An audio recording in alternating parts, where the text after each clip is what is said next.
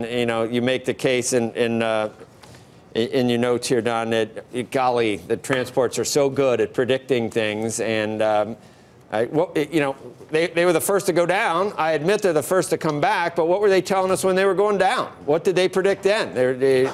Where's that recession on the way down? They go down, then back up. I know nothing now. Well, happy Valentine's Day to you as well, Joe. Good morning.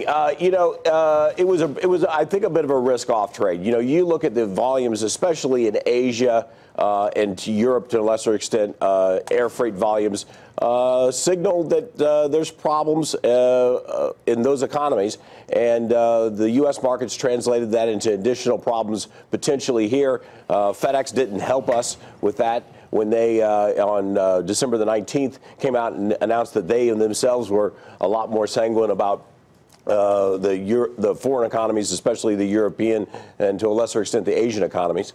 And so we were selling fear, and nobody was buying in the fall of the year.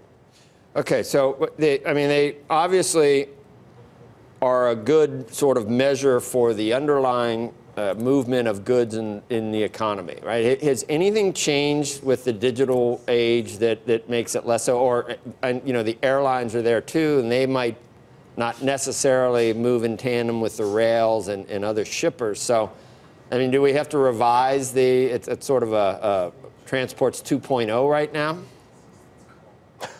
Well, you know, you make a great point. If you took the airlines out of the Dow Jones Transportation Index, the Dow Jones transports would become even more predictive. And it's not the stocks themselves that are somehow omniscient or prescient. It's the underlying goods that they move that tell you exactly what's happening in the economy.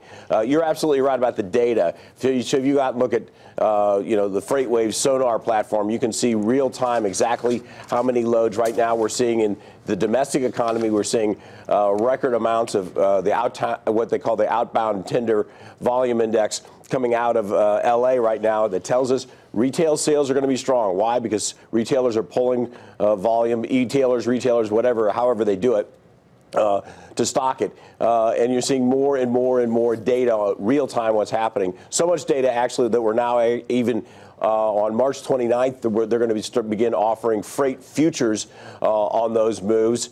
And that's a big event in the marketplace because it's based upon, first of all, we're able to do it because of the amount of data that's out there. And second of all, it's going to allow people to make hedges against these swings up and down in particular markets. What are you seeing overseas, Donald, and specifically in Europe? You sent over a bunch of charts, but one really caught my eye, and that's European air freight versus Eurozone PMI. And it showed that air freight, that line started going lower even before January of 2018.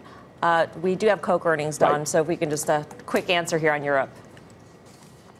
It's really simple. Air freight, the things you move air freight are high value, low density. And if you have big swings up or big swings down in it, that's very valuable things. And that's always historically been a great indication of exactly what's happening in the economy. And so when those volumes are going down, no big surprise, the European PMI is poised to disappoint as well.